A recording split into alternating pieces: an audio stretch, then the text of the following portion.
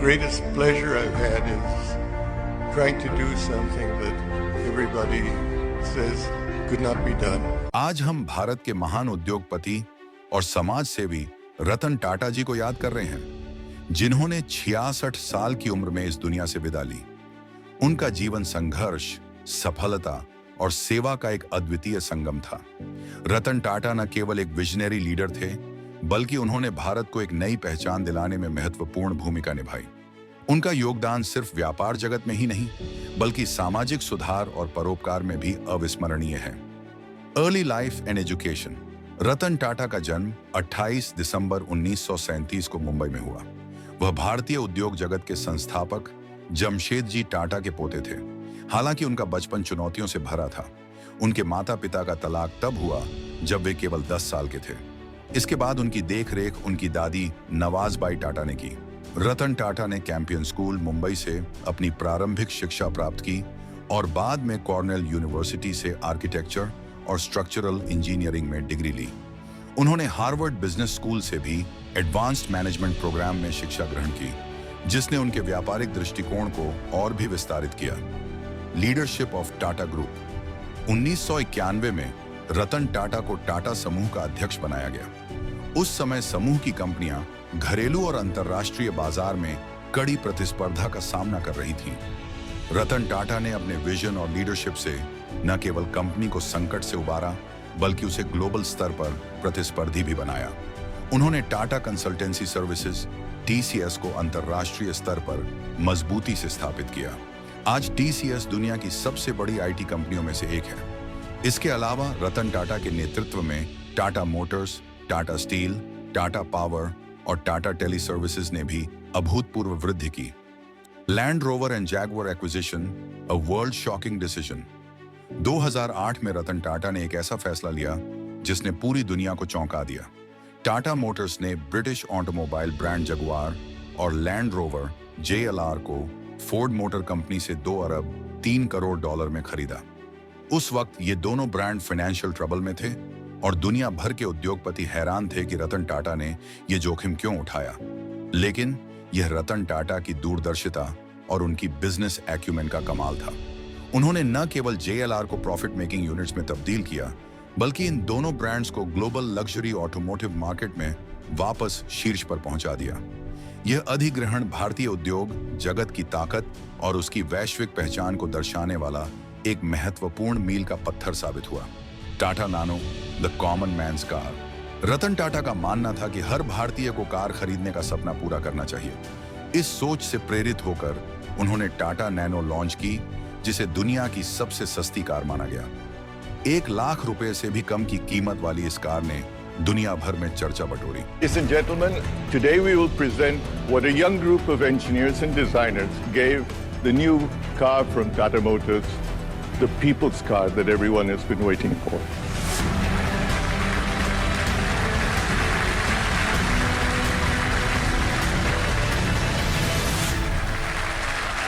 हालांकि नैनो का commercial success सीमित था, लेकिन रतन टाटा का यह प्रयास आम भारतीय के सपनों को साकार करने के प्रति उनकी प्रतिबद्धता को दर्शाता है। At the same time, the car was supposed to be tremendous value and an affordable family car. That was the byword. Contribution to India's economy. रतन टाटा का भारतीय अर्थव्यवस्था में योगदान अतुलनीय है। उनके नेतृत्व में टाटा समूह की कई कंपनियों ने ग्लोबल मार्केट्स में अपनी छाप छोड़ी। टाटा स्टील ने वैश्विक स्तर पर स्टील निर्माण में अपनी धाक जमाई और 2007 में कोरस ग्रुप का अधिग्रहण करके यह दुनिया की 5वीं सबसे बड़ी स्टील निर्माता बन गई। टाटा कंसल्टेंसी सर्विसेज (TCS) आज दुनिया की सबसे बड़ी IT सेवा प्रदाताओं में से एक है। उन्होंने भारत में टाटा मोटर्स को कमर्शियल व्हीकल्स के क्षेत्र में एक अग्रणी कंपनी के रूप में स्थापित किया। इन सब के अलावा रतन टाटा ने लाखों लोगों के लिए रोजगार के अवसर पैदा किए और भारतीय अर्थव्यवस्था को गति दी। उनके नेतृत्व ने भारत को वैश्विक व्यापार जगत में नई ऊंचाइयों तक पहुंचाया। Social service and philanthropy.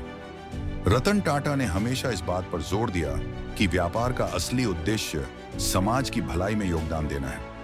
वे अपने प्रॉफिट्स को समाज को वापस लौटाने में विश्वास करते थे। उन्होंने टाटा ट्रस्ट्स के माध्यम से देश में शिक्षा, स्वास्थ्य, ग्रामीण विकास और स्वच्छता के लिए बड़े पैमाने पर काम किया। Tata medical centre, Tata institute of fundamental research और टाटा मेमोरियल हॉस्पिटल जैसी संस्थाओं ने लाखों भारतीयों को बेहतर जीवन जीने में मदद की है। 2004 में आई सुनामी और 2008 में आई बिहार बाढ़ में रतन टाटा ने बड़े पैमाने पर राहत कार्यों के लिए दान दिया। उनकी परोपकारी सोच ने उन्हें एक उद्योगपति के साथ साथ एक महान मानव भी बना दिया। Awards and honours. Ratan Tata को उनके अतुलनीय योगदान के लिए कई प्रतिष्ठित राष्ट्रीय और अंतर्राष्ट्रीय पुरस्कारों से नवाजा गया। उनमें से कुछ प्रमुख हैं: पद्म विभूषण 2008, भारत के दूसरे सबसे बड़े नागरिक सम्मान से नवाजा गया। पद्म भूषण 2000, उद्योग और परोपकार में उत्कृष्टता के लिए। कार्नेगी मेडल ऑफ फिलैंथ्रोपी 2007, दानशीलता और समाज सेवा में उनके योगदान के लिए। Knight grand cross of the order of the British empire 2009, Britain द्वारा उनके व्यापार और परोपकार में योगदान के लिए। Personality and leadership style. Ratan Tata का व्यक्तित्व हमेशा विनम्र और सरल रहा। उन्होंने अपने कर्मचारियों को हमेशा परिवार की तरह माना और उनकी भलाई के लिए काम किया। उन्होंने लीडरशिप में इनोवेशन और एथिकल बिजनेस प्रैक्टिसेस को हमेशा प्राथमिकता दी। रतन टाटा का मानना था कि एक सच्चा नेता वही है जो न सिर्फ अपने कंपनी के मुनाफे का ख्याल रखे, बल्कि समाज और देश के विकास में भी योगदान दे। उनकी लीडरशिप स्टाइल ने कई युवा उद्यमियों को प्रेरित किया है और आज भी उन्हें एक आदर्श के रूप में देखा जाता है। Final days. रतन टाटा का स्वास्थ्य पिछले कुछ समय से कमजोर था। अपनी उम्र के बावजूद वे हमेशा देश के लिए कुछ नया और बेहतर करने की योजना बनाते रहते थे। बड़ी खबर इस वक्त सामने आ रही है। उद्योगपति रतन टाटा का निधन। लंबे समय से बीमार चल रहे थे रतन टाटा। आखिरकार उन्होंने मुंबई के एक अस्पताल में 66 वर्ष की आयु में अंतिम सांस ली। उनके निधन के साथ ही भारत ने न केवल एक महान उद्योगपति को खो दिया, बल्कि एक ऐसा प्रेरक व्यक्तित्व भी खोया जिसने देश और समाज के लिए अपना जीवन समर्पित कर दिया। How we can draw inspiration from Ratan Tata. Ratan Tata का जीवन हमें कई महत्वपूर्ण सबक सिखाता है। यदि हम उनके जीवन से प्रेरणा लेना चाहते हैं तो हमें उनके इन मूल्यों को समझना और अपनाना होगा। Courage to make bold decisions. Ratan Tata ने जगुआर और लैंड रोवर जैसी कंपनियों का अधिग्रहण करने का साहस दिखाया, जब दुनिया भर के उद्योगपति इस फैसले को जोखिम भरा मान रहे थे। यह सिखाता है कि जब आपके पास सही दृष्टिकोण और आत्मविश्वास हो तो बड़े और साहसिक फैसले लेने से डरना नहीं चाहिए। Perseverance and resilience. Ratan Tata ने कठिनाइयों और चुनौतियों का डटकर सामना किया। चाहे वह पारिवारिक संघर्ष हो, उद्योग के उतार चढ़ाव हों या व्यक्तिगत चुनौतियां, उन्होंने कभी हार नहीं मानी। यह हमें सिखाता है कि हमें किसी भी कठिनाई में हार मानने के बजाय धैर्य और मेहनत से उसे पार करने की कोशिश करनी चाहिए। Social responsibility. रतन टाटा ने हमेशा समाज के प्रति अपनी जिम्मेदारी निभाई। उनके परोपकारी कार्य हमें यह सिखाते हैं कि हमारी सफलता का सही अर्थ तब है जब हम समाज और देश के विकास में अपना योगदान दें। सादगी और हीनता। इतनी ऊंचाई पर पहुंचने के बावजूद रतन टाटा का व्यक्तित्व हमेशा विनम्र और सरल बना रहा। यह सिखाता है कि सच्ची महानता विनम्रता में है। हमें अपने आचरण में सरल और दूसरों के प्रति सहानुभूतिपूर्ण रहना चाहिए। Long term vision. Ratan Tata ने कभी अल्पकालिक लाभ के लिए दीर्घकालिक लक्ष्यों को नहीं छोड़ा।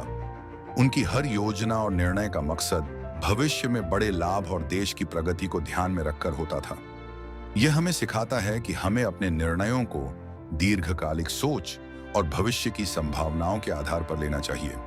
रतन टाटा का जीवन हमें सिखाता है कि सच्ची सफलता न केवल मुनाफे में है, बल्कि समाज और देश की सेवा में है। उनके संघर्ष, उनकी दूरदर्शिता और उनके परोपकारी कार्यों ने उन्हें न सिर्फ एक महान उद्योगपति बल्कि एक महान मानव भी बनाया।